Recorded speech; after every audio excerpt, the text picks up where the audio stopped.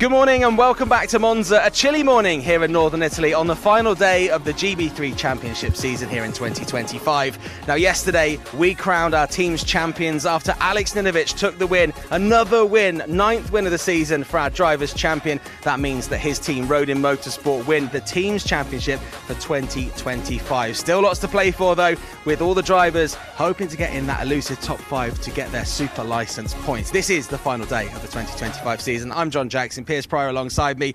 The race was a little bit kind of interrupted by the safety car and the red flag and the restart yesterday, but I mean Alex Ninovic again just absolutely dominating this season. Yeah, another win from him. We've seen him on pole so many times. We've seen him at the front of the field, and yesterday barely put a foot wrong. He was pushed hard pretty much all the way by Pat Hoytsenroda, the man who's looking to take second in the championship. He's strengthened that position for those 7 super licence points for second place. I'm looking forward to seeing how the race goes today. Ninovic again from pole, but a bit of a jumbled up grid behind. Yeah, we'll see some of the Rodin celebrations a little bit later on with Jean-Marco Pradel coming third on the podium. Another podium for him in what's been a decent season for the Australian driver. So once again, an all Aussie top 3. Let's just remind ourselves of what happened in the first race of the weekend here yesterday. Highlights from round 22 of the GB3 Championship, partnered by the BRDC. It was Ninovic leading from pole position and a better launch from the likes of Deegan Fairclough behind, going on the attack of Patrick Hoytsenroda, racing down into that opening corner. But could he go for a move? There's a couple of looks were also coming in from those in the background. After drama after an initial race start, we were back going once more, and it was a couple of drivers skipping over the road on the left-hand side of the exit of the opening corner, including the likes of Bianca Bustamante and Abby Pulling. Unfortunately for Patricio Gonzalez, it was dropping down to the rear end of the field after going out wide, going through the second Lesmo, down into what was 17th position at that point in the race. Of course, for Alex Ninovic, it was a comfortable position in the race. Patrick Hoytsenroda was trying to keep as close as possible, but it was those fights outside of the podium that were getting very intense indeed. She down the inside of Fairclough, and then of course an excellent victory again from Alex Ninovic. Well, we'll take a look at the standings after that race course. 481 points now for Alex Ninovic. A superb performance from him, and again, now has an 120-point lead in the championship. Doesn't matter, he's already the champion. But it's those gaps behind that we're really focused on. Second through fifth really is incredibly tight. Patrick Hoytsenroda there in second position has pulled out more than a race victory, though, over Jean-Marco Pradel, so maybe he'll be feeling a little bit more comfortable as the weekend unfolds. 362 plays 327. Of course, very tight in that fight for third position. Pradel, Fairclough and Seaworthen, who has been quietly moving himself back into the mix. 5th position in the championship, 303 points, only 11 behind Deegan Fairclough. So that was race 1 this weekend. The not penultimate, what's the word before penultimate? Is there a word? Anti-penultimate? No, that's the opposite of penultimate. The third last race of the season here at Monza. Great to end the season in slightly sunnier climates in the United Kingdom, although we're starting very early today and it's not the warmest day, let's say. So drivers will be looking to get some serious temperature into those tyres when we go racing in the next few minutes or so. Looking back at that race, there were a few drivers that did really, really well, and then they got the red flag. They had to regrid and they kind of lost where they were. Keanu Alazari is one of those drivers. We're going to hear from him in just a second, but he's been impressive this season. It feels like maybe he's had a bit of bad luck along the way. Yeah, definitely had some bad luck. He's been really fast at times, taking podiums throughout the season. But yesterday, unfortunately, in qualifying, had an issue which meant that he didn't get the laps in that he wanted to. So he had to start from the back of the field. And on the first start, he made up, I think, 5, 6 places or something like that. But with the red flag coming out before the end of lap 1, all reset. Again, he had a few cars less to get through in the end, but he would have liked to have kept those positions. But hey, that's one of those things. He still managed to make places in the second start, though. Yeah, I went down to the paddock after the race yesterday and spoke to his dad, who we've had on this broadcast before, Kareem, and he was saying, surely we could just add the overtakes together and he'll come somewhere in the top 5, but unfortunately... I'd love it to be that way, but that's not how it works. Let's hear then what his son Keanu had to say about that incident and actually why he had such a terrible qualifying. 12th place in that first race this weekend, which was a recovery job after qualifying. What was the issue with the car? Yeah, we had an unfortunate issue with the heat exchange. It failed on the way to qualifying, and yeah, as soon as I left the pits, we had some coolant leaking and water temps went through the roof, so unfortunately we had to retire the car for qualifying. Obviously makes the rest of the weekend a bit more exciting. Unfortunately, the results will come a bit harder. But I really enjoyed that first race. Obviously starting in last, you have a bit more freedom than everyone else. Stayed out of trouble, caused a little bit of trouble, but I was happy with the end result. The pace was really strong. The team have been doing a great job to get back up to the top, and yeah, felt really, really nice, and a very chaotic race at that. Frustrating after qualifying. Also frustrating that we had the red flag and the restart, because you made up a few places from the original start. Yeah, I think I moved up 5 or 6 positions into through sector 1 on the start, and it went really well. But yeah, obviously they set me back, and it was weird being parked 3 rows behind the next car. But yeah, it is what it is, and I think we did a good job to, like I say, stay out of trouble. But yeah, qualifying happened in the morning. Just put it in the back of my mind. Something that was out of the team's hands, out of my hands. Yeah, should be an interesting weekend from here on now. Yeah, 2 more races tomorrow. You can have an absolute fresh start. When it comes to looking at those races, what do you think is achievable from where you're starting? I would almost say, without some of the issues I had during the race, not issues but small mishaps, I actually think that a top 5 is in there. Starting from back there, I'll do my best to give it a go. Top 10 is within reach, definitely was then.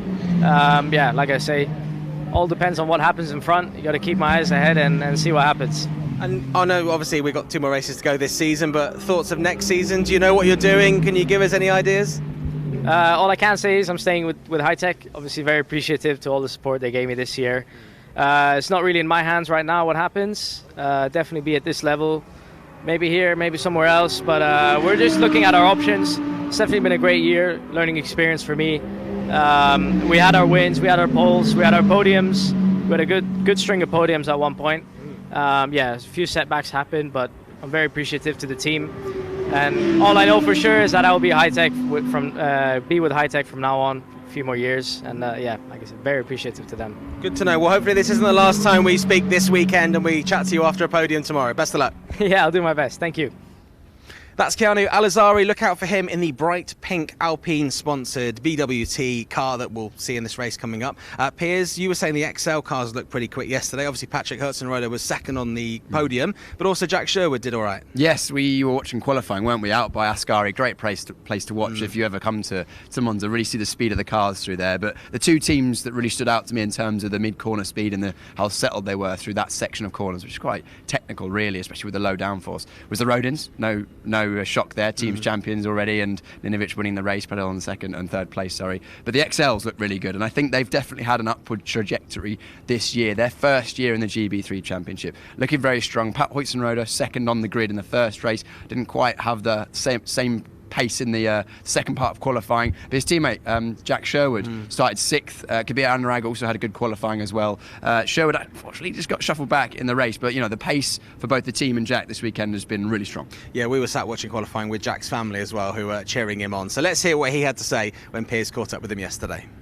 Jack, we're here in Monza for the first time. I suppose your first experience of Monza. First of all, how is it? And secondly, pace looks really good this weekend. Yeah, I think it is my first time and I love it.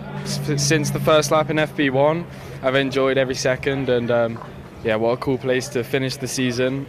Yeah, pace has been really strong. From pretty much FP1, we've not finished a session outside of the top 10, and most of them have been in the top 5. So yeah, really happy with the progression we've made since the second Silverstone race. And to finally kind of peak that off at the end of the year here at Monza and qualify P6, should have been a bit higher, but qualify P6, a season best, is very motivating going into next year. Absolutely. Unfortunately, with the close racing we have at Monza, you got shuffled backwards a little bit. Just tell us a bit about, from your perspective, what happened in that race. Yeah, for sure. It's really close around here with the toes and how close everyone is this weekend. Soon as you kind of get shuffled out of the order, everyone comes past, and it's a bit like karting, really. As soon as one person makes one move, you're kind of on the back foot.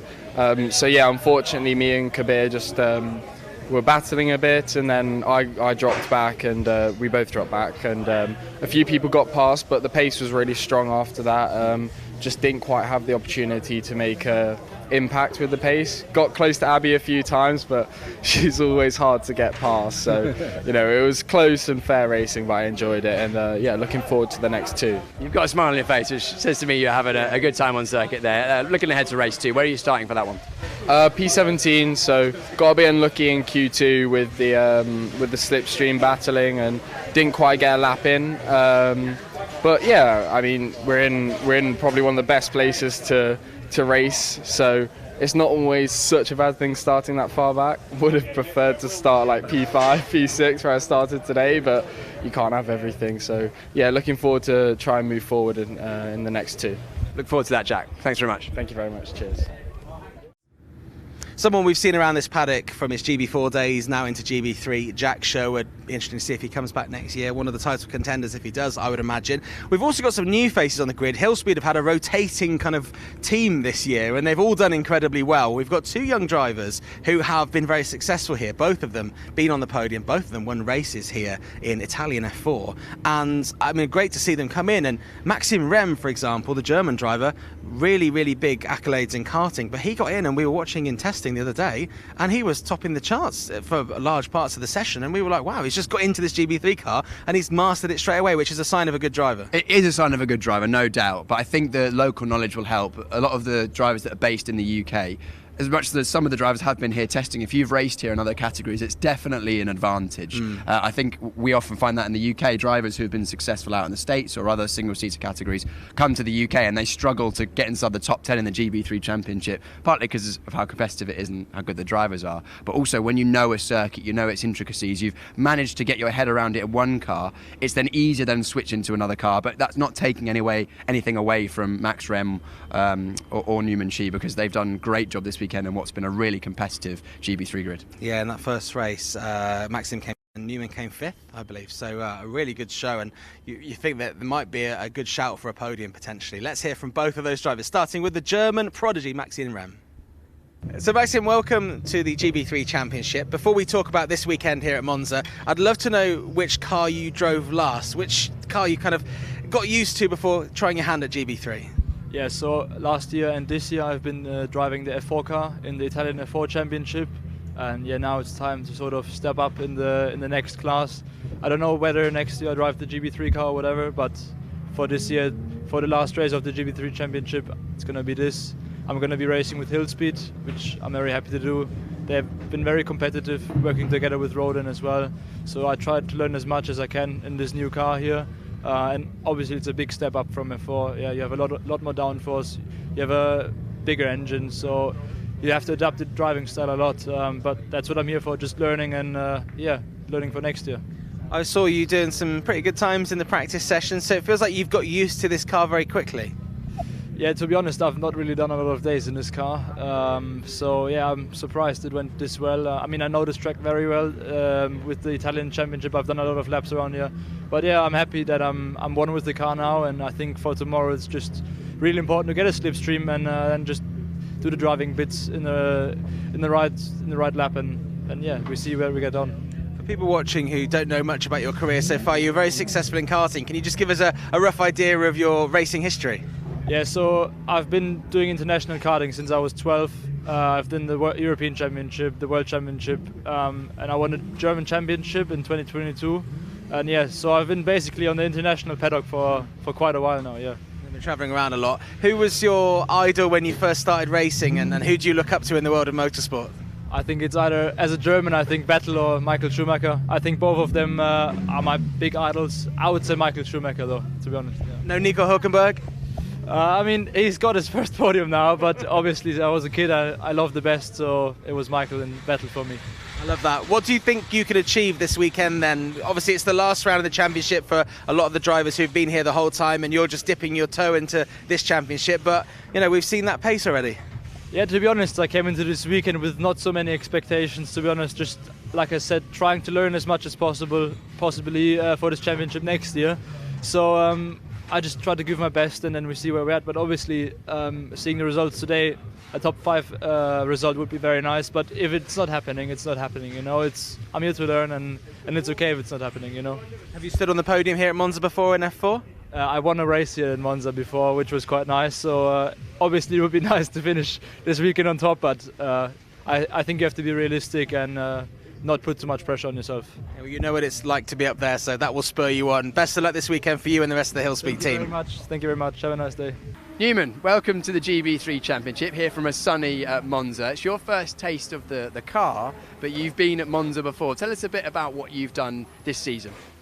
Yeah, so I've been here with the Italian F4, and it's really a nice track, different to the others. You have to really use the draft to benefit yourself, and I think I would say I'm quite good in this track also. But obviously here with a new car, so it's quite a challenging weekend. I didn't do a lot of tests, but I'm quite excited for it. Yeah, looking forward to it, I bet you are. Tell us about what you've raced this season. So I've done Italian F4 and Euro 4. Also at the start of the year I've done UAE, and in Italian F4 it went quite well, I would say. A bit unlucky in some of the rounds. Had a win in Monza and a few podiums in other tracks. Yeah. And this weekend you've joined Hill Speed. I assume it's the first time you worked with the team. We know they've had success in this championship before. Have you been working well with them so far? Are you enjoying yourself in the GB3 Championship so far? Yeah, really enjoying to be with the team, and especially this car. It's completely different. Like, you can feel the downforce much more than the F4. I bet you can. There's a lot more aero grip, a lot more tyre grip. Looking ahead to this weekend's races, 3 races coming up. What are you hoping to get out of this weekend? So obviously I think it's a good weekend for learning, and we try to get some podiums and maybe something even more. Yeah. Amazing. And looking forward, what are you hoping to do, in years to come, in 2, 3, 5 years' time? I think for sure the final step is F1, and yeah, that will be my aim, my goal. Yeah, F1. Well, Newman Chi, we'll keep an eye on you on the number 28 car this weekend for Hill Speed Racing, and we'll see how you get on. Thank you. 2 drivers to look out for there in the red, predominantly red, with a bit of white Hill Speed cars, Newman Chi and Maxime Rem. Of course, we've got other drivers to look out for in this race, and you think another Australian, the 4th Australian of the quartet, will be one to watch out for. I promise we're not being paid by Big Australia, that's for sure. No way. No. Big Down Under. Yeah, we've got a lot of Australian drivers this year. Noah Lyle struggled in the first part of qualifying, wasn't quite there. Second part of qualifying, he's going to go from second on the grid alongside Alex Ninovic. Can he get one over? We saw how strong Noah Lyle was at the start of the year. A good result actually for Noah, because I think JHR this weekend maybe not quite had the pace that we often see them have on the home rounds in the UK. Struggled a bit. We saw Kai Darianani unfortunate to get involved in an incident, so he would DNF. He'll be looking for a good one, but Noah Lyle, maybe a new challenger for Alex Ninovic. Maybe he'll be able to take a win. We'll see. Yeah, and actually overnight we got here really early this morning, and we heard from the GB3 team that they were here very late because there's a big load of damage for Isaac Phelps in the Elite Motorsport car. Had to do a lot of repairs there, and I mean, he's just stepping up from GB4 vice champion to being GB3 this year, and he's doing pretty well. But I mean, not a great night for the mechanics who probably wanted to have a bit of pizza and pasta, or maybe risotto nearby, or maybe go and visit Lake Como. It's very nice this time of year. We're here quite late repairing things, which is part of their job. Yeah, we saw Isaac Phelps unfortunately get involved in that first lap skirmish round down towards turn 1. It wasn't really his fault, but because he hit the way he hit the barrier, the angle, there was a fair amount of work to do. I think the team had to make some fairly major changes to repair the damage. Isaac Phelps will go from 13th place. He'll be disappointed he didn't get to experience a race in GB3, because that's what he's here for, really. He's finished his main season in GB4. He would have come here for experience. He'll just be looking for 2 clean races to get a feel for things, and maybe we'll see him back on the grid again next year. Yeah, hopefully Isaac can repay his team for that fat workload they had last night. Anyway, let's remind ourselves then, Monza, an icon in the world of motorsport, and certainly iconic here in Italy. The Temple of Speed hosts the season finale in the GB3 Championship, partnered by the BRDC, in the longest run from the start-finish line all the way down into that first corner at the Rettifilo. Very tricky to navigate there, such high speed into a big braking zone round Curva Grande and then into the Roggia chicane. They go through the first Lesmo, where before the second Lesmo they come across the DRS detection point, activation all the way down into the Ascari chicane, flicks left, then through a long right and then through a left again before that final run down into the Parabolica, where they'll have that second DRS detection point, and that run all the way back down into the first corner, where is the prime overtaking opportunity on the circuit. 3.6 miles all the way around, and very little in terms of elevation. It's mostly just the dip and then the rise back up into Ascari as they go under the old banking here at one of the most historical tracks in the world. Let's ride on board with the GB3 Championship here at the Temple of Speed Monza in 2025. This is Patrick Hoytsenroder on board his XL Motorsport machine. 260 kilometres an hour, 160 miles an hour down towards turn one, braking it just before the 100-metre board to slow up for the first chicane, nipping the first apex nicely and then quickly through the left second apex. We've got a wonderful tow from our teammate of Kabir Anurag ahead as we head through the Curva Grande, the world-famous corner, completely flat out. Another opportunity for the drivers to make the most of the large slipstream around this Monza circuit. Very low downforce around here, so the cars will be skittering around through the corners. The Variante Rogier next, left and then right, all the way out to the curb on the exit. Technical middle sector here as we head into the first of two Lesmos. Just watch how much speed we carry through the first Lesmo here. Barely even a brake, fighting the car through the middle and right out to the gravel on the exit. The Lesmo 2, probably the most important corner on the circuit as we have the long run down to Ascari. Now DRS open for the second time this lap. 2 DRS zones here this weekend. One down the start-finish straight, the second right here as we go under the old circuit towards the Ascari chicane. A beautiful tow through here. Braking just before the 100-metre boards again. Very high minimum speed through here. The gravel on the right-hand side there comes up quickly. We've seen a few drivers take trips through that in practice and qualifying already. Now, just one more straight before we head to the Parabolica, another crucial corner on the lap. A beautiful tow as our teammate just drops out of the way to give us the most downforce to the final corner, braking just after 100 metres, down just one gear at full throttle before the apex, all the way out to the white line, and then cutting back to the right-hand side just to shorten the line for a full lap around the Monza circuit in GB3 in 2025.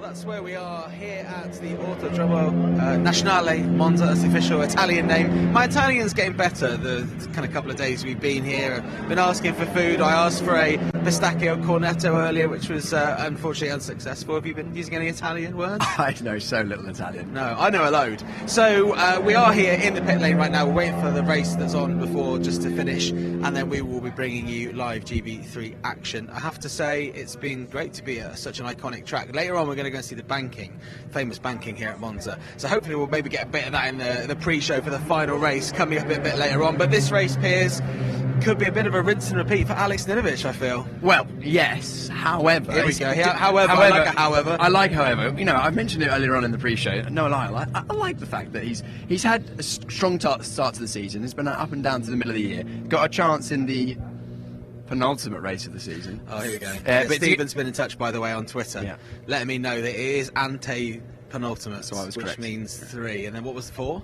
Pre-ante-penultimate. It's just adding words. So Alex Ninovic won the championship in the pre-ante-penultimate race of the season. Anyway, back on topic. No lie, I think he's going to have a go. I think turn 1 is his best opportunity. We saw Pat Hoytsenroder get a good start, and I think the launch off the line is going to be crucial because, as Lewis has mentioned this weekend so far, longest run between the start line and turn 1 that we have all year, so you can get in the slipstream or you can get alongside, and a good start or a bad start are exaggerated. And to be honest, that's the only way I see anyone beating Ninovic, really. I mean, he is pretty much perfect again yesterday, as he has been for much of the year. Much like the sprint race in Austin last night, the first corner here was a little bit chaotic yesterday. Yeah. If you're a driver and you're seeing that yesterday, and you know that there's a lot of trouble ahead in what is a tricky corner at speed with cold tyres, are you maybe thinking I'll be a bit more cautious here because it could pay off? I know that as a driver you want to be less cautious probably and fight more if you're looking to be, especially for those drivers looking to be in the top 5, get the super license points.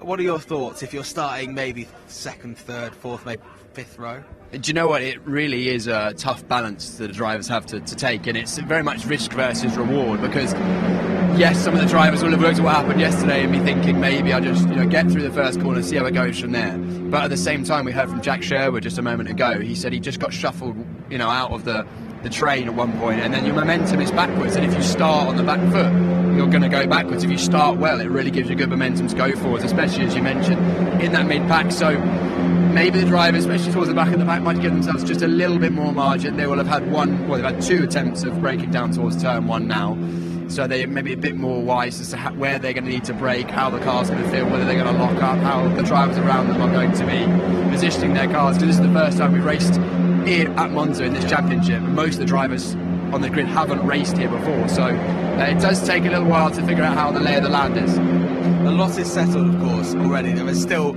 places in the final standings up for grabs, and we have the team's champions, Rodin, who have got some big celebrations going off this morning. And of course, it is the last day of the season, so I've been walking through the paddock this morning. There's a lot of people kind of a little bit emotional because they'll be working with people. You forget that these drivers work with the teams, but they also work with, you know, nutritionists,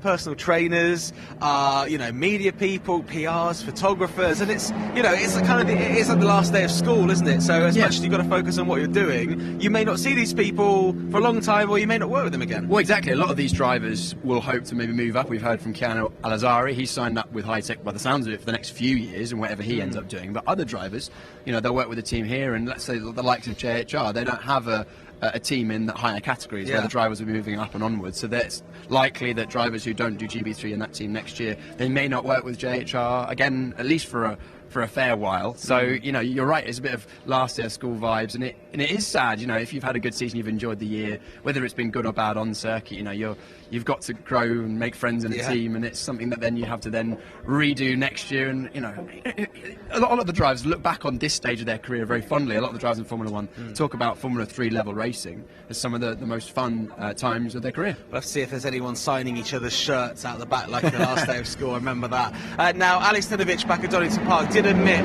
that winning the championship with a full round here at Monza was a huge load off his shoulders, and I caught up with him at the start of this weekend to see how he's feeling going into a weekend where he can just have a bit of fun. So Alex, we're here, the final round of the season. We've talked on and off throughout this season, but you kind of come into this weekend, we alluded to this at Donington, where you have already won the championship, so you get the pleasure of driving around one of these iconic tracks in the world of motorsport with not much to worry about, and you seem very chilled. Yeah, definitely. This weekend's, you know, obviously this championship sealed, so all the pressure's off, and I guess I can enjoy racing and learning this track and all the bits about it, even the sunshine. I mean, the sunshine's lovely in October. Given that, you know, you don't actually have to get anything more out of this season, there is still a lot, and you've alluded to that there, that you'll be hoping to drive at this track many times in the future, so it's very important that you actually get to learn the ins and the outs of this track. You know, you kind of mastered a lot of tracks so far, and this is one we haven't been to yet. When it comes to this track, what's your biggest consideration? Because it's it's a fast track. That's going to be. Is it going to be you're not getting cramp in your right calf? Yeah, definitely. Looking forward to this weekend, and I'm coming into the weekend with the same thought, mind. So learn as much as we can, and ideally perform as good as we can. And definitely moving forward, it would give us a good opportunity to learn the track and all the ins and outs. So I'm looking forward to that as well. We've just been on the podium here. It's quite an iconic podium at Monza because it's overlooking the track, and you know, you've seen all those famous photos of Ferrari drivers on there in the past. You want to be on there. I mean, you're going to be on there to get your championship trophy, but you want to be on there even though you don't need to. You're going to win more races because you've got an impressive win record so far this season, right? Yeah, it would be nice. Obviously, this season's been amazing with the poles and wins, but this weekend, same sort of process. Perform as good as we can, and I think with the pace we've shown in practice, we should be somewhere at the front. Hopefully, we get the good results. When it comes to being the champion, I mean, I've seen pictures of you. GB3 shared a picture of you signing some stuff earlier on. Some of the fans here. Obviously, there's a lot of fanfare when you win a championship. What's been the most surreal moment, or maybe the most surreal message you've got? Have you had any messages from within the motorsports world? I know a lot of the sort of drivers that have been on this pathway love to show some love to the people on the way up. Yeah, definitely. It's been quite nice winning the championship with one round to go, and getting a lot of people coming on board, and you know, obviously being quite happy about me winning the championship. It's been great. Actually, this morning I spoke to Mark Webber's dad, Jack Cavill, FaceTimed him, and I had a little chat with him, which was cool. He said congratulations, and might need to catch up one day, so that's quite nice. And there's been a lot of people, family, friends, and new people that are obviously quite excited. Well, David Dicker's obviously here as well, Mr. Rodin, and you know, we've spoken to him on the TV broadcast before, and we know how much he loves supporting young drivers on their paths. What kind of things has he said? Because, I mean, he must be super impressed and proud of you. Yeah, David's definitely very excited and proud of the performances this year. He obviously tunes in all the time and makes sure everything's going as smoothly as possible. And yeah, he's been super happy with this year's results and the domination. So that's really good. And yeah, we talk about all types of stuff, motorsport, engines, just anything cars really. And yeah, it's great catching up with him here at Monza. Added pressure with him being here? Not really. No? No. Has you impressed him so far? Yeah. Look, obviously next year is something that you're not going to tell me about. I know there's announcements on the way, but when it comes to next year, how does the end of the season look for you? We have Monza here. That's the end of the GB3 Championship weekend. Do you go into testing, or are you going to get to go home? What's the plan? Yeah, after this round, we go back to England, and I'll be at the factory doing a lot of sim stuff, development and sim work for future tracks and cars. So, yeah, that should be interesting. And then we should have a little bit of a break, be able to go home in the sort of December, January sort of time, which will be nice. And then, yeah, come back and start it all again. Love that. Yeah. Well, look, it's first time driving Monza this weekend ever?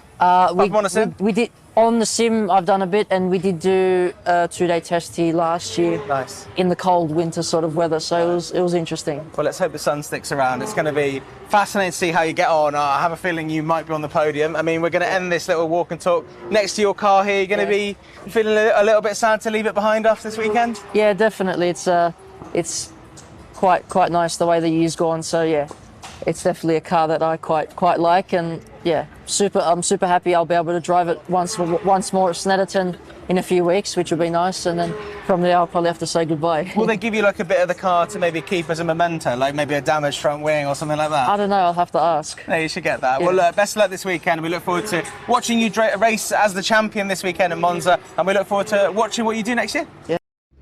Great always to catch up with Alex Stinovic. What a great champion, what a dominant season for him. And this championship has been dominated by Australians this year, but it's not just Australians. So hello to everyone watching, obviously in Australia, but also around the world. 11 different countries represented this weekend, and a few more this season in GB3. And of course, GB4 as well. We've had loads of different nationalities there. We've had people from all over the place, including Big Maple, of course, Canada, some drivers from there. So good to see them. Another Australian, though, can secure second place, I believe, in this race. Yeah, we've got a lot of Australians at the front of the field. Ninovic already champion. It's a fight for second place between Hoytsenroder and Pradel. Hoytsenroder can seal second place in this race if he beats Gianmarco Pradel on the road, and he's in a good position to do that, with Hoytsenroder starting in third place and Pradel starting seventh. So that's the fight for 7 super licence points in their Formula 1 super licence. And of course, how many do you need to get to Formula 1? 40. Yeah, so there you go. You're well on your way if you come second. So all to play for there. Of course, we do have a reigning world champion. Is it a world championship, F1 Academy?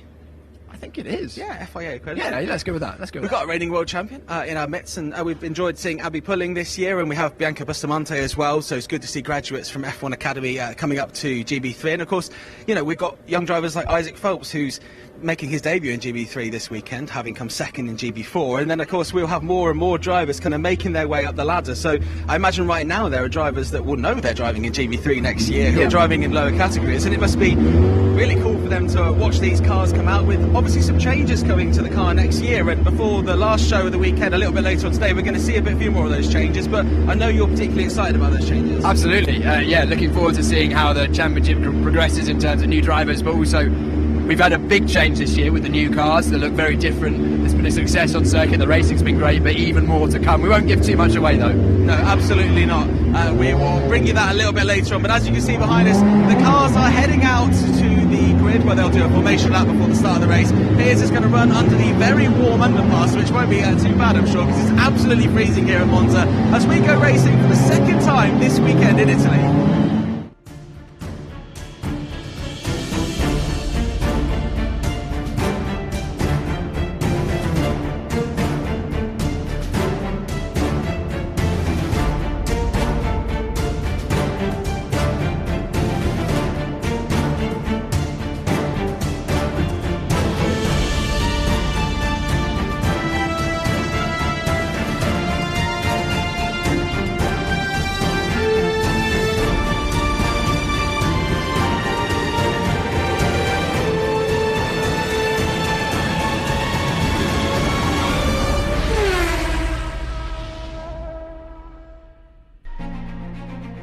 It's season finale Sunday here as we head to the Temple of Speed and the fantastic Monza circuit, ready for 2 final races to settle those final positions in the championship. We already have our champion crowned in Alex Ninovic, but the fight for second still rages on. Welcome to Monza, and this is the circuit. Of course, that fantastic rundown into the opening chicane, the heavy braking zone for the Rettifilo, through Curva Grande and then into the Roger chicane. A flick left and then a flick right and a flick right again as they go through the Les Mo's down into Ascari, where they've got that DRS zone that takes them through the left, right and then left again, and then into the Parabolica, the final corner, the Alboreto curve that takes them back out onto the start-finish straight, which sees DRS active once again around this 3.6 mile circuit. Very little in terms of undulation, just that little dip down and rise back up before Ascari. Outside of that, the circuit is relatively flat. It is a fantastic circuit. We had some great racing yesterday and a fantastic victory once again from Alex Ninovic, his 9th of the season. We do have a lot of fans here circuit side ready for the season finale here in GB3, as well as some other championships which have been providing some great racing around here. I suspect GB3 is going to be providing some great racing once again. They are on their not formation lap, it's the reconnaissance lap. Basically, it takes them from the pit lane out onto the starting grid. Then they'll be racing their way around the circuit for their formation lap and then racing down into turn 1, which was very dramatic yesterday. Of course, we had 4 retirements on the opening lap of yesterday's race when there was contact where August Raber went into the back end of Kai Darianani, went into the rear end of Isaac Phelps.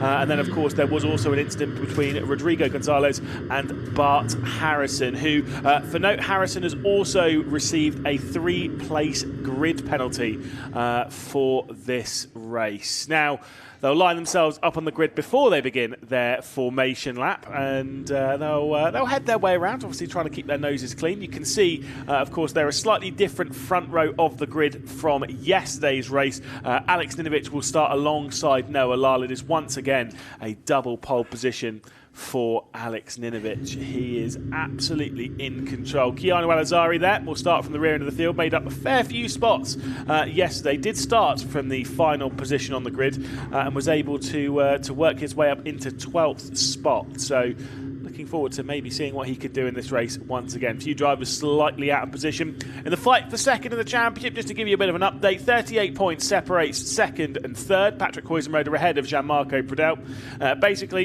if Huizenroder finishes ahead of Pradel in today's race, I think if he finishes behind but only by 1 position, he will have second in the championship already secured before we head into the final race later on this afternoon, that all-important reverse grid race.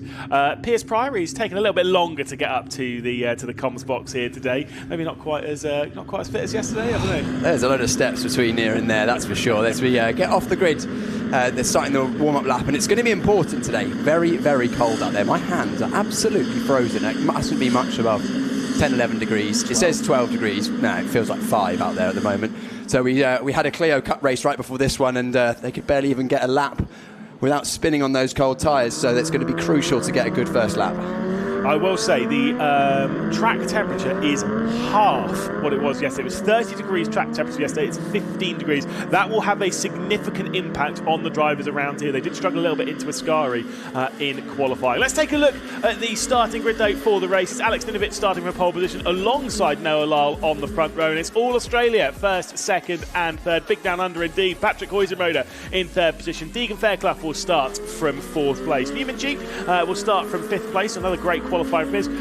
Reza Seaworthen will start from 6th position. That's 4 places higher than he started yesterday. Gianmarco Pradel, 7th position, needs to work his way up the order if he's trying to fight for second in the championship. Lucas Flusio will be starting from 8th position. The final 2 in the top 10 seats, Abby Pulling and Kabir Anurag, who'll be starting from 10th place. Enzo Tarvanitschko in 11th spot, who had a couple of issues yesterday, including retirement with 2 laps left to go. Maxime Rem will start from 12th position after a fantastic race to a great result yesterday. Isaac Phelps in 13th position, retired at T1, along with Kai Darianani in yesterday's race. Patricio Gonzalez and then August Raber, who will start from 16th position. And it's Jack Sherwood in 17th, Rodrigo Gonzalez in 18th position. And the final couple of rows sees Flynn Jackson to Keanu Alazari on the penultimate row. And on on the last one, it is Bianca Bustamante and Bart Harrison.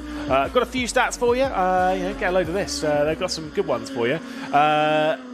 When it comes to amount of race victories, said this before about how obviously Alex Ninovich has more race victories than anyone else has had in a single season. He actually has the most race victories in GB3's history. He's number one on the all-time winners list. That's fantastic. He has more victories, or he has the joint most victories of any other driver in just the final 3 weekends of this championship, because he's got 5 wins in that, and the last previous best was 5. He's had a strong end to the season. Very, very strong. And all helped by basically his qualifying pace. He's been pretty metronomic in qualifying. I can't think of many occasions where he's started down the order in race 1 or race 2. His average qualifying position is pretty high, isn't it, Lewis? It's 1.8. This is average qualifying. For race 1 and race 2, of course, that doesn't take into account the reverse. 4.7 if you include the reverse. That's ridiculous. Including the reverse grid, his average starting position is 4.7. Dominance, but can anyone take a victory ahead of Ninovich in this second fully gridded race of the weekend? He goes from pole once again. Noah Lyle, we saw him chasing down Ninovich and taking a couple of second places at the start of the year. Has had a rocky middle of the season, but trying to finish the season strong. We saw Hoytzenroder get alongside down towards turn number 1. I think that first corner is going to be crucial, but keep an eye also on the grey number 7, 4th place, Deegan Fairclough. Just missed out on the podium yesterday. He looked racy. I think if things fall his way, he could be in with a shout in this one as well. Looking forward to this one. Yeah, certainly so. It is a 10th pole position for Alex Ninovich. It is him starting from pole position from a qualified race 8 times in the last 9 races, and he's looking to seal yet another victory. Can he take a fantastic number 10, or will Noah Lyle, will Patrick Hoytzenroder, will Deegan Fairclough steal one away? Not a great start from Patrick Hoytzenroder from the second row of the grid. He's starting from 3rd position. He's already dropped back potentially behind Deegan Fairclough, who's trying to get his way past Noah Lyle in 2nd position. Big lock-ups towards the front, and they're all going to go straight on. Noah Lyle's gone straight on, along with Deegan Fairclough and Alex Ninovich. And there was contact at turn 2 as well, as all 3 of them somehow managing to come out ahead of the field. Oh, Hoytzenroder, that's going to put a dent in his hopes for second in the championship. He's got suspension damage. Yeah, big on the front right, so he'll have to be pulling off the road there. He won't be able to finish. Wonder where he got that contact, and I wonder what's going to happen from race control when it comes to the top 3 there, because they skipped over. Will they have to hand over the position to Flusher? I doubt it. There's off the road there for, I think that's Kabir Anurag, who's going for a big slide into the chicane, into the Roger. Yeah, we've had drama already. Yeah, I don't know what the stewards and the race direction team are going to do about the first 3. I think they'll probably just let them play it out first lap, but somehow that means that Noah Lyle has taken the lead with Deegan Fairclough in the 2nd place. A safety car, I'm getting a note, has been deployed, so there must be a car stop. Whoa, Newman Cheese car is not in the same orientation that it started the race. So that makes sense then if it's rear right. I think that would have been with Hoytzenroder. That was the contact we saw at turn 1, because Newman Cheese started in 5th place and he was side by side with but how did Hoytzenroder get front right damage and Newman Chi get rear right damage? It must have been separate incidents then. Hopefully we'll get another look at that, because it would be good to try and unpick what's happened. Let's have a look back here. So Fairclough had the best start. Oh, do you know what? That was a very early lock-up there from our race or pole sitter. And then, so that's Pat Hoytzenroder with the XL of, I think there was... It was the Argenti with Pramer he made contact. So that's Reza Seaworthen. So that was just a bit messy, really, unfortunately. So, I mean, I said the start was the opportunity. He knew he had to brake late. Hoytzenroder somehow, he was in the lead at this point, and then side by side go the hill speeds behind. Hoytzenroder on the curb, collects Reza. Maybe Reza had steering damage as well. I'm going to assume it was quite a heavy impact. It broke the suspension of Pat Hoytzenroder. Potentially did the same to Reza. So, yeah, wow. Everyone knew they needed to brake late into turn number 1. Maybe it was slightly compounded by that cold track temperature. The Pirelli tyres not fully up to their ideal operational window, and that has somehow allowed Noah Lyle to come out in the lead. He kind of overtook Ninovich, because Ninovich was fully locked up trying to make the corner. I think Lyle committed to the runoff earlier, as we see everyone going through the runoff just to avoid the stricken cars on the exit of the first chicane. Yeah, that was a lot going on there. Very hard to actually put the pieces together. I think Ninovich, he braked late. I think he got a rear lock-up and then a front lock-up, which meant he was never going to make the corner. Lyle was already committed to the outside. He had nowhere to go. Fairclough had the best start of all the top 4 and was trying to go around the outside of Lyle. Got caught out and then had no choice also to go through the cut-through. Hoytsenroder was kind of on his own and didn't need to brake as late as he actually did. Kind of did it almost exactly the same as he did yesterday, but then realised he was in the lead and that if he stayed on the road, he would keep that. Yeah, messy. Unfortunately, we've had 2 messy starts this weekend. I think it's just a combination of everyone being so close, the long run down towards turn 1, the cold track temperatures, and the fact that most of these drivers haven't raced at Monza before, so it is a new challenge for them this weekend. Noah Lyle, of course, been loads of races this season. How many race victories did Noah Lyle's had? 0. It's a solid 0. How many race victories has Deegan Fairclough had? 0. Exactly. The top 2 winless in 2025, and they've both had a fair share of podiums between the two of them. Lyle's had 4, Fairclough I think had 5 podiums. They're going to have to try and keep Ninovich at bay, but this is obviously their best opportunity to win a race. Lyle did start out the season with 2 podiums. Do you know what? Look, this is quite good as a neutral for this race. We're going to see Ninovich try and take victory not from the front of the field now, so that's going to be interesting to see if he's got the pace advantage to get through, because we saw how difficult it was for the drivers behind to get past Ninovich. This will tell whether it was Ninovich's pace that was making it hard or whether it's actually quite difficult to overtake around this Monza circuit. The first time we've gone racing here in GB3. Most of the cars must be running fairly similar downforce settings, basically minimum, because the straight line speeds at the end of the straights have been pretty much identical from all of the teams and drivers.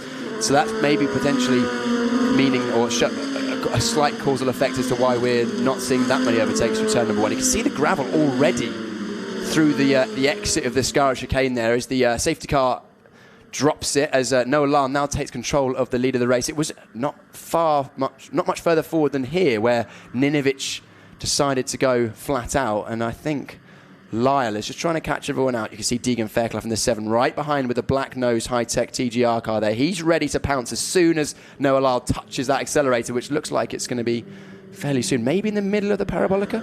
Just before it, but he knows he can keep the throttle basically pinned all the way through the parabolica. Chance of a big lock-up down to the first corner quite high. Again, track temperature very low. To remind you, it is half the track temperature of yesterday. It was 30 degrees yesterday. It is 15 degrees. We are back green. We are back racing. It is Noah Lyle at the front of the field. It's Ninovich going on the attack of Deegan Fairclough in the fight over second position. The two of those were fighting over the title in British Formula 4 last year. They're fighting over second position this race. Ninovich is going to go straight for the race lead. He's looking to the outside, going at Tamburello. More lock-up. There goes Ninovich. There goes Lyle. This could allow Fairclough to fight his way through. Yeah, Fairclough will be on the radio to his team being like, I stayed on the road, they need to let me through, but it's still it is Lyle that leads. But actually, Ninovich didn't go quite as quickly through the chicane. Then we've got another driver in the gravel. That's the 77, Bart Harrison for JHR Developments. He's had a torrid weekend. Unfortunately, ended up in the gravel in qualifying. Didn't make the first lap in the race yesterday, and now in the gravel at the exit turn 1 on the safety car restart. I was going to say that might cause another safety car, just because that car will not be able to get out under its own power. Kabir Ranarag's gone off the road, and he squeezed straight off the road at one of the hill speeds. That was very messy. Made contact with the barrier there.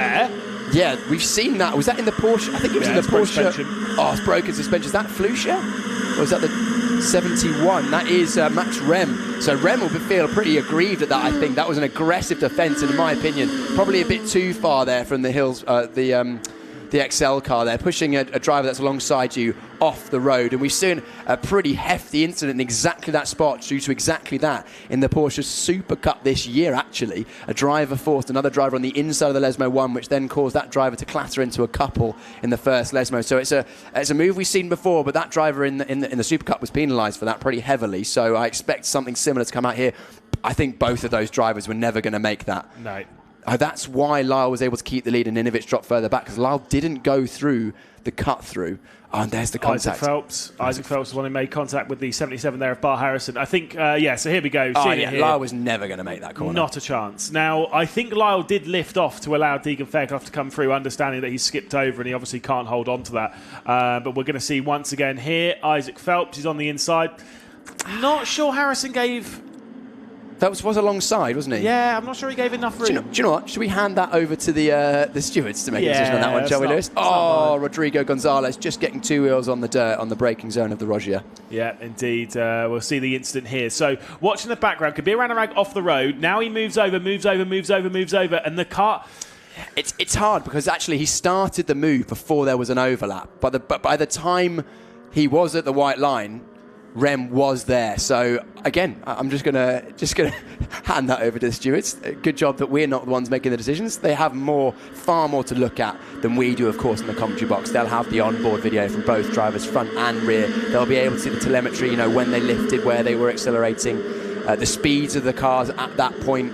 So they'll make a far more informed decision than we will have been able to. But it still, to me, it looked like Anurag's defence was a little bit aggressive, considering he had been off the road as well. So potentially even considered an unsafe rejoin, I don't know. Potentially so. I'm going to do a little bit of a gander here on the maths, I think. So at the moment, Patrick Huizenrode, safety car's going to be in this lap. Patrick Huizenrode obviously will not be scoring any points in this race. It does mean that Deegan Fairclough and Gianmarco Pradel will have a good chance of making up a huge amount of points now. With Fairclough, he'll be up to third position, and I believe in the championship. He will be closing in quite a bit. You have to give me a second to do some maths. It's all right, Lewis. I'll just speculate the fact that Deegan Fairclough actually in this race has got to the lead of the race by kind of just staying out of trouble, really, hasn't he? He had got a good start, was looking to the outside at turn 1, had to take to the cut through by avoiding Alex Ninovic. It's been so frantic. I think the drivers know that they need to get the moves done early on at the safety car restarts or the starts, because the overtaking has been tricky and everyone's so close that they're trying to effectively go all in. But as the old saying goes, you can't win the race in the first lap. There's still quite a lot of gravel there, isn't there? Certainly so. Well, we'll now see what Deegan Fairclough's strategy is when it comes to the restart. As an update, by the way, Patrick Huizenrode would have 362 points still as he obviously started this race. Deegan Fairclough will be on 349. Gianmarco Pradel, 345. That means the fight for second in the championship would be a three-way fight heading into the final race of the season. We are back racing. Deegan Fairclough will lead them down into the Parabolica and then back out onto the start-finish straight. And it's been a perfect restart. Noah Lyle's been caught napping here a little bit.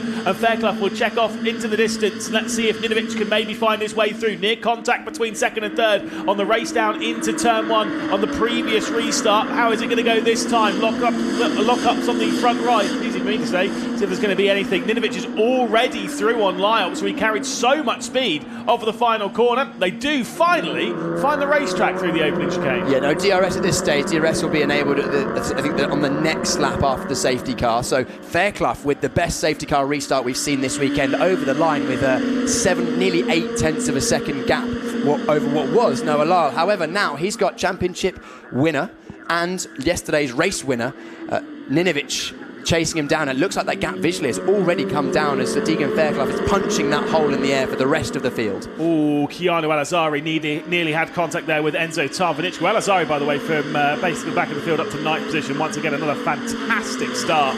Just again, picking his way through the drama, and now he's battling with someone who he was doing battle with yesterday. Enzo Tarvinichko in that Red Bull sponsored car, the number 8. Keanu Alazari, of course, in the bright pink BWT, the Alpine back driver. So it's fantastic to see those two battles. Here's Noah Lyle defending from Gianmarco Pradel. Going to go side by side when they work into Ascari. Brilliant move from the Rodin driver. Gianmarco Pradel up to 3rd position. Yes, sweeps around the outside, and we're seeing what we heard from Jack Sherwood yesterday as Enzo Tarvinichko rejoins across the gravel through the Ascari chicane, but heard from Sherwood after yesterday's race. He said as soon as you lose a bit of momentum, you get overtaken by one car. It's so easy to just lose that momentum and get shuffled back, and that's what's happening to Noah Lyle now. Was in the lead, now finds himself down in 4th place under pressure from Lucas Flusha, who's had a great start, up from 8th to 4th now. Sorry, 5th. I wonder if Enzo Tarvinichko no! There's a car in the barrier. It's the number 47, I believe. August Raber. Yeah, indeed, into the barrier there. That might cause another safety car. I was going to say, I think Tarvinichko might have a problem there. He did cut an absolute load of Ascari there, and obviously he was able to rejoin and carry on going, but he did have drama yesterday. Yes, bringing a load more gravel onto the circuit as well on the exit of Ascaris. We've still got battling because, of course, we raced until the safety car boards. Sherwood fighting hard there with one of the Rodrigo brothers. I think that was Patricio, wasn't it? Yeah, I think so. By the way, with this, we are definitely not getting the 8 of 13 laps, and this will become a timed race. 3 safety car interventions. Seeing a load of the safety car this weekend. Deegan Fairclough, though, he's not going to be minding that at all. No, leading more at the front. No, now he's got that. Now he's got the lead. He doesn't mind any time under the safety car because that takes him one step closer to his first victory in the GB3 Championship. Let's look. Oh, we just saw briefly there on the left-hand side of shot a fair few drivers making up positions in this race, mostly owing to drivers dropping down and having issues. However, must be said, Al-Azhari, he said in that interview with John yesterday after race 1, he said, from the back of the field, I still think I can get a top 5. Top 10's definitely on. He's right there. He is literally up 11 places already. Let's have a look and see what happened here.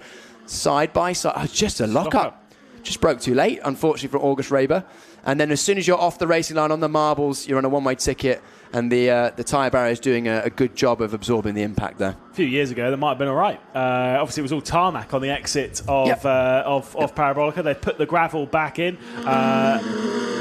I'm all for it. Do you know what? I actually really enjoy the updates they've made to this circuit over the last few years. It used to be tarmac on the exit, the Parabolica. That was the track limits often got abused there. Can't do that any longer. I like the changes of curbs. The curbs are now consistent through pretty much all the corners on the circuit, which means that I think it really has updated the circuit. I also like the way that the rules about cutting the chicanes have been sort of ironed out here, because that was something that was seen a lot in the sort of late teens, was drivers cutting the circuit, and then was it an advantage or not? Did they get to keep the advantage or not?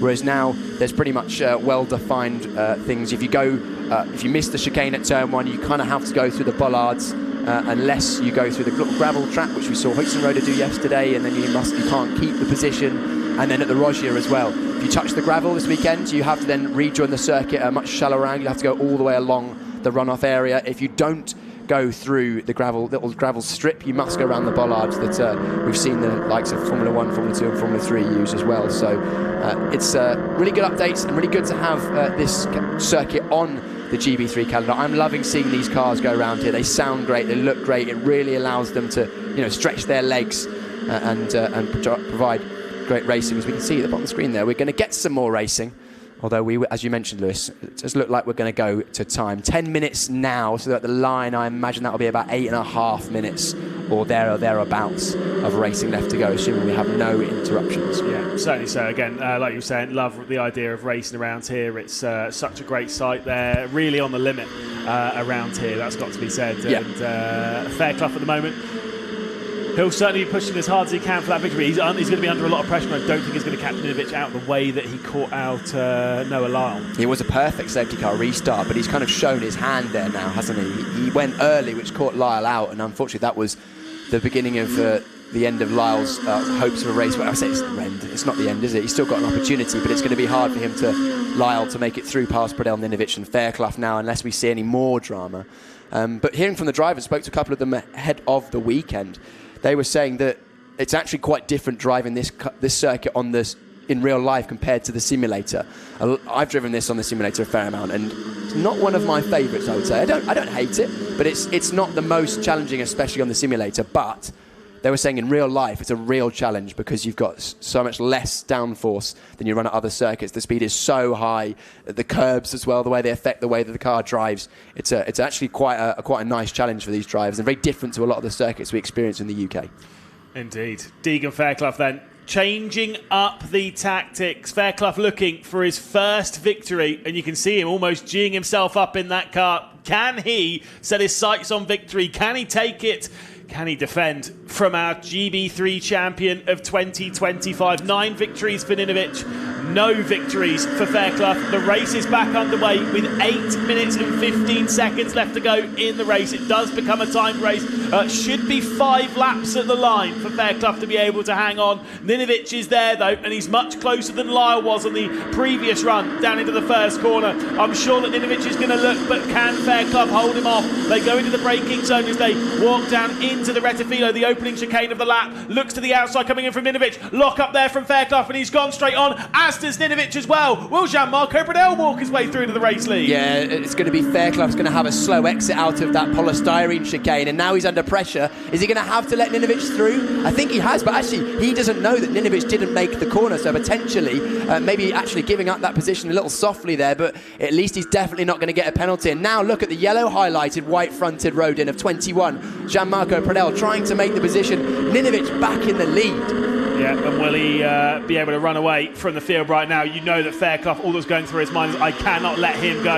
I must get through as quick as possible. 4 cars separated by half a second round here. Ninovic, Fairclough, Pradel and Lyle. Not too far off the back end of that is Lucas Flusha, who's having a fantastic second half, or really final couple of rounds of the season since joining Hillspeed. He had a brilliant run at Donington Park and is once again looking fantastic at the Temple of Speed. I'll second that, Lewis. He's really gelled with the Hillspeed team, and his last couple of rounds have been very, very strong. He's looking like he's actually putting a lot of pressure on the back of Noah Lyle. Lyle in the grey JHR number 11, and right behind the red car there, Lucas Flusha number 3. He's looking like he's going to try and get himself well inside the top 5. This would continue his run of good results, as now defensive down towards the Alboreto. Parabolica for the outside for Jean-Marco Pradel. We go side by side. Good racing once again. Once the race gets underway, the drivers leaving each other racing room. We like to see that, but Fairclough is now going to have the opportunity to get in the tow and try and retake that position down towards turn 1, as I think that's Keanu Alazari making a move on Abby Pulling, as it confirmed. It looks like Fairclough getting back alongside Jean-Marco Pradel. Yeah, and this is the fight not only for second in the race, but for second and third in the championship between Pradel and Fairclough. They are fighting with Patrick Huizenroder, who sees himself out of the race. Around the outside goes Jack Sherwood, the number 78 there. The XL Motorsports was white, purple and pink cars. It was the Sherwood getting through on Kabir Anurag. Fight for the race lead then. Here we go. It's Deegan Fairclough once again trying to push over the black and white there of Alex Ninovic, our champion, straight around the outside of the Rogier. What a move from Deegan Fairclough to take over the race lead. That was beautifully done. Oh, we got 2 wheels on the grass for Lyle, but Fairclough went in a bit hot into the Rogier, but just kept his foot on the brake once he was ahead. Parked it on the apex, the second right-hand apex, which meant that the Ninovic couldn't get the cutback, and now he's scarpered away at the front of the field as Pradel's made his way through on his teammate. Already trying to break the slipstream. You can see him pulling all over to one side as they head on the Seraglio straight, as they go through that fast kink. Where there's quite a lot on the inside of the circuit. Well, that's quite interesting to go and look at, but they flip their way then through Ascari, and Deegan Fairclough is the one in control, but you know that slipstream is going to come back to light. They are going to have a nice close-up for the race lead. Jean-Marco Pradel, Alex Ninovic, Noah Lyle, Lucas Flusha, they are not out of this as Deegan Fairclough leads. Yeah, we're interested to see Fairclough looking in the mirror and choosing who he wants to give the slipstreams to. I think I'd be giving the slipstream to Jean-Marco Pradel. Oh, he's got contact. Round goes Lyle, tagged by Flusha. Flusha in the gravel. That's the end of their top 5 hopes. Certainly so. A bit of a shame there and an unfortunate mistake. They come back onto the circuit bringing loads of gravel on with them as well. That was not a good rejoin from Flusha. I do believe there might be some more issues for Noah Lyle's car. Will he be able to limp back into the pit lane? I hope he can get off the racing line there, otherwise we might end up seeing another safety car, but we've still got battling further down. Keanu Alazari is in 4th. Yeah, he could be having a podium here. There's still 4 minutes and 10 seconds left to go. From 20th on the grid. Incredible drive. Oh, he said top 5 was on. He could have a podium here. Keanu Alazari, he's doing brilliant. Let's have a look at this again. Just a mistake, actually. Yeah, it looks like just a lockup from Lucas Flusha. Very similar to August Raber earlier on in the race, but unfortunately for Flusha, there was a car right in front. Maybe the turbulent air of Lyle just taking the load off the front wing. Oh, side by side through the Rogier. Yeah, that was Sherwood looking down the inside of Darianani. Darianani in the orange highlighted JHR car there. You've got Kabir Anurag looking to the outside of Sherwood as they go into the first Lesmo. Now they're under pressure from Patricio Gonzalez in the 35. That's the one with the red highlights. The pink highlights in the background there of Rodrigo Gonzalez also closing in. A couple of elites there. Noah Lyle did work his way back into the pit lane, but a big shame for Lyle. Unfortunate for Lyle. They didn't do didn't do anything wrong. It's just unfortunate mistake, misjudgment there from Lucas Fluscher. Was not deliberate in any sense, but unfortunately doesn't really make a difference when you've been taken out of the lead battle of the race. But now look at Fairclough. Their gap has been eroded, 3/10 in the middle sector, now almost nothing as they go into the Parabolica. Fairclough looking in the left and right in the mirrors. He's trying to defend from the driver who's taken the most wins in this championship's history. Yeah, indeed. The ante-penultimate lap comes to a close. The penultimate one begins with Fairclough at the front of the field. Ninovic going on the attack, trying to search for his 10th victory in GB3, trying to break even more records and put it way past anyone else. Fairclough's going to take the defensive line as they work their way down into the Rettifilo. He's going to dive it in deep and he's going to hang on to the race lead. 2 laps left in this opening race on the final race day of the season. That was perfect defence from Fairclough down towards turn 1. Gave Ninovic just enough space but nothing more, so didn't give any room for Ninovic to try and effect a pass around the outside. Now Fairclough having to go defensive again, as we can see in the back of shot. Al-Azhari still under pressure from the 3rd Rodin and then top 5 of Abby Pulling, who's also having a great race. This is a perfect defence, at least for this opening sector, but can he keep it on for a lap and a half, trying to beat off the 2 Rodins behind him, Ninovic and Pradel. Al-Azhari 1.7 seconds off the rear with Pulling behind. Great drive from Abby Pulling as well into 5th position. Al-Azhari there. I don't think they're going to have a shot at the podium unless there's drama ahead. We've had plenty of drama already. We've seen the lead groups, or these lead drivers, miss the first chicane on a number of occasions. We may see that again in the final lap if they all go in there side by side once again, vying for the latest braking possible. This middle sector pretty technical and difficult if you've got a driver ahead, because even though they're running minimal downforce on the wings, you still get a reduction in downforce when you're up behind the car, but then you gain the advantage of the slipstream, as we can see the pink car of Al-Azhari weaving left and right to try and break any slipstream from Abby Pulling. We go down into the Parabolica for the 2nd last time. Indeed, final lap of the race ahead of us. It awaits Fairclough, it awaits Ninovic and Pradel and their fight for victory here. It's been a great penultimate lap from Fairclough. He just needs to copy and paste and do it once more. Let's see if he can hang on. There has been some drag races to the line here in Monza's history, and will we get one in this race as well? Defensive line, of course, into the first corner from Fairclough. Oh, and nearly contact as well, as Alex Ninovic had a slight lock up there late on. They're absolutely fine though, and the battle will continue. I think there was contact, Lewis. I think there was front wing to rear wheel contact there, slight as it was, so there's no lasting damage that we can see on the front end of Ninovic. But despite that, Ninovic still on the attack. He's going to go side by side down towards the Rogia. A squeeze from Fairclough. It would be a good move round the outside.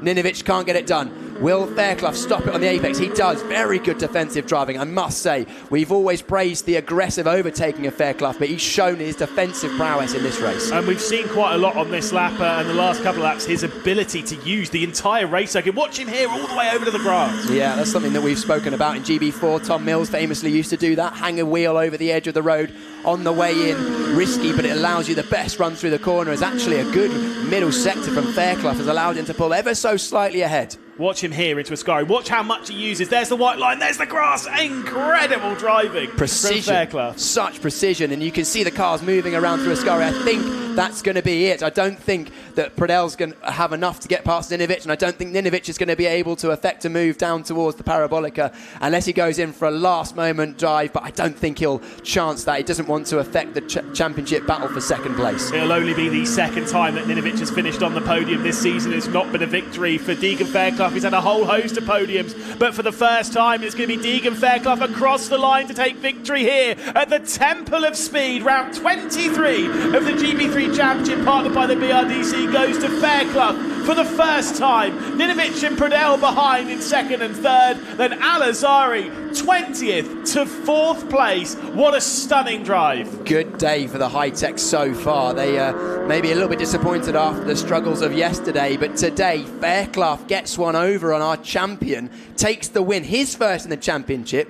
Another win for High-Tech, who have had so many wins over the years, but maybe not had the success this season that they would have liked. And good to see the camaraderie and the sportsmanship between the 2 drivers, 1st and 2nd in the races, as Ninovic gives a big thumbs up to Fairclough for that defence. And Keanu Al-Azhari, as much as his teammate at Fairclough took the win after a masterful defensive drive, Keanu Al-Azhari up 15 places to 4th. that's one of the drives of the season without question. Absolutely, very, very impressive to piece that together. We look at the provisional race results here, and again, Deegan Fairclough victorious there. Ninovic and Pradel, as we saw across the line, a fantastic battle for the race lead. Kiana Malazari up to 4th, Abby Pulling up to 5th, Kai Darianani in 6th position with Jack Sherwood in 7th, basically doing the opposite of what he did yesterday, working his way forward. Kabir Ranarag, Patricio and Rodrigo Gonzalez in 9th and 10th.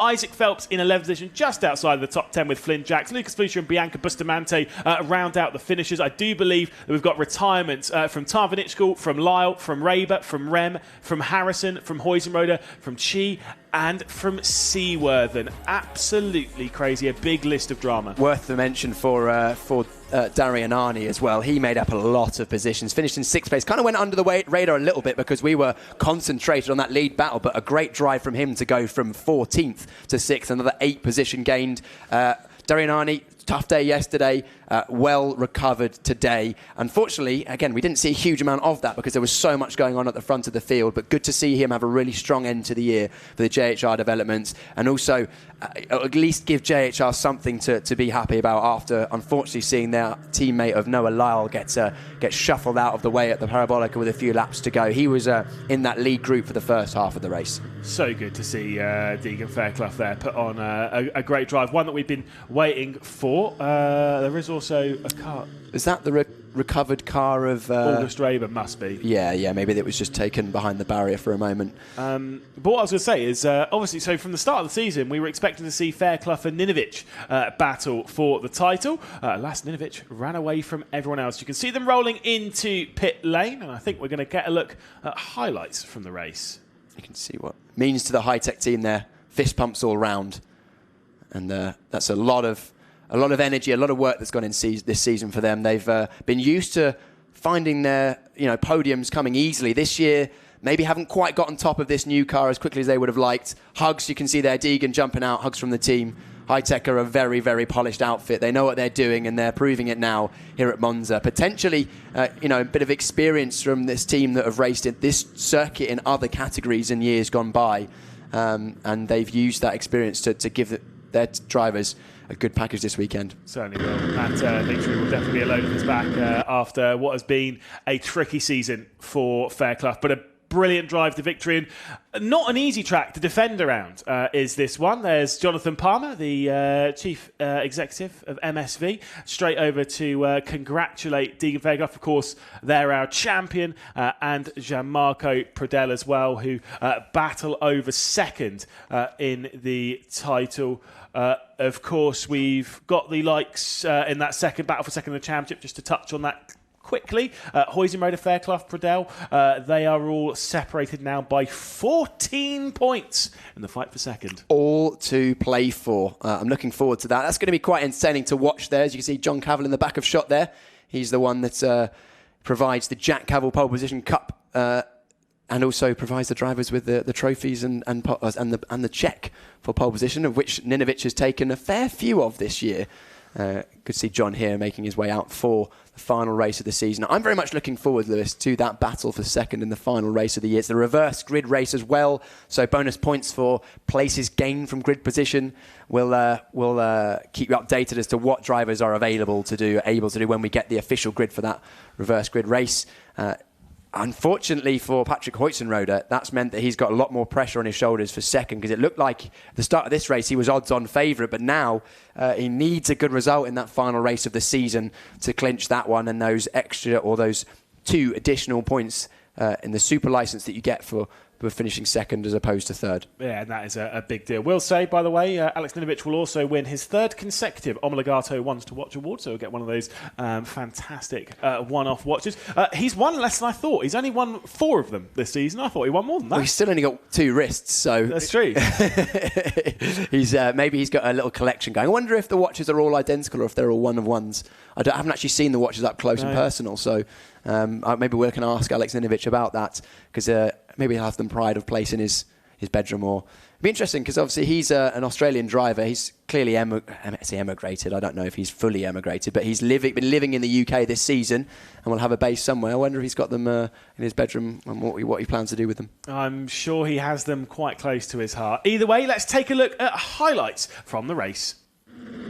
Highlights from round 23 of the GB3 Championship, partnered by the BRDC, was Ninovic leading from pole position on the race down to the first corner. Unfortunately, a poor start for the likes of Patrick Huizenrode. Keanu Alazari starting from 20th, got squeezed out a little bit in the back of the field, and then a whole host of lockups into the opening corner. But there was even further drama behind. Unfortunately, a bit of a crash there for Patrick Huizenrode into the side of Reza Seaworthen, and also further retirements. Newman Chi also out of the race in the opening corner. That would cause a safety car once we got back racing. It was Noah Lyle in the race lead, but the drama wasn't done yet. A couple of spins as they would work their way through the Rogier, and also some drama as they would work their way into the opening corner. Unfortunately, a bit of contact between Bart Harrison and Isaac Phelps would leave Harrison in the gravel trap and would require another safety car. Whilst we were waiting for that safety car to go on, though, this was happening. Bit of a push off of the road from Kabir Anurag, and unfortunately a bit of contact with the barrier from Rem. That would cause his retirement from the race, and August Raber would have this moment, bit of a lock-up into the final corner and into the barrier as well. That would leave Deegan Fairclough in the race lead. He was trying to check away from the two rovers behind that were battling amongst themselves, Pradel and of course Ninovic. There was a spin and a bit of contact from the rear end of Lucas Blucher into the back of Kai Darianani, and the two of them would spin round, and unfortunately would be, sorry, it was Noah Lyle, and unfortunately the two of them would basically be dropped down to the rear end of the field. For Deegan Fairclough, though, it was an excellent victory for the first time.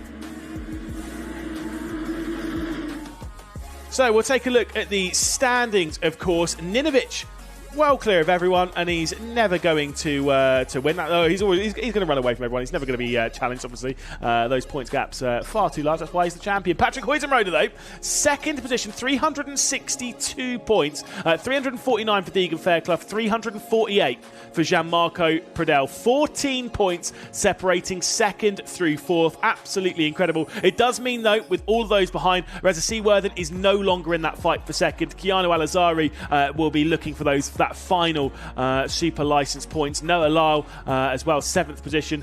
He could potentially take 5th, but maybe that's a bit unlikely. Lucas Blucher, Will McIntyre and Abbey pulling the top 10 of the championship. Yeah, really enjoyed that race, Lewis, I must say. That was far more entertaining as a race than yesterday's, which was a pretty line astern for much of the second half. We really got a race on for that reverse grid race later. I'm looking forward to that one. Make sure that you don't miss it later.